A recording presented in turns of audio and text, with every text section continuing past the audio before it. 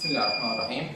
We are going to discuss today examination for signs of meningeal irritations. Signs of meningeal irritation are very important, especially when you have suspicion about possibility of meningitis. What are the signs that make you suspect that this child has meningitis?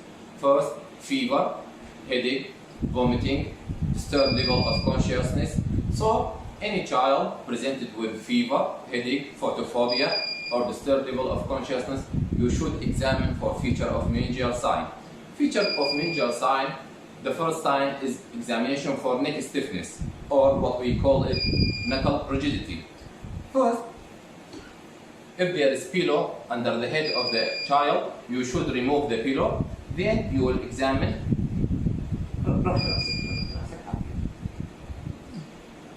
You will examine for neck stiffness.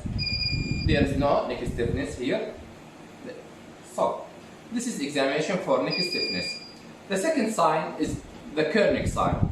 To start with the Kernick sign, first you should do flexion at the hip joint, then flexion at the knee joint, and you can explain to the child what you are going to do. Then we will start the examination by trying to straighten the leg, just like this. Okay? So, first, flex the hip 90 degree, flexion of the knee 90 degree, then we are going to do extension for the leg or straightening the leg. If the sign is positive, you will feel that there is resistance in extending the leg, and the child will feel pain in the hamstring muscle. So there will be pain and there will be restriction for the extension of the leg. This is positive Kernick sign if there is resistance and pain in the hamstring muscle or pain in the spine. This is the Kernick sign. The third sign is the Brodzinski sign. Brodzinski sign is done by flexing the neck. You can put your hand on the chest to prevent the child from raising his body and do flexion of the neck. The positive sign will be flexion of the knee and flexion of the hip, or what we call it withdrawal of the leg. Just like this, the child will withdraw his legs and hip. This is Brodzinski sign.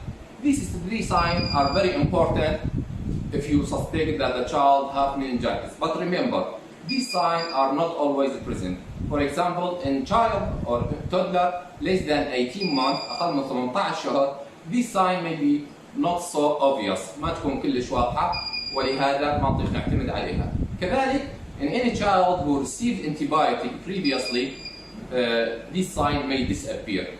So, this sign can suggest meningitis, but it will not confirm. You should do lumbar puncture if you suspect meningitis. But first, in such child, before doing lumbar puncture, you should do fundoscopic examination to exclude the presence or absence of papilledema.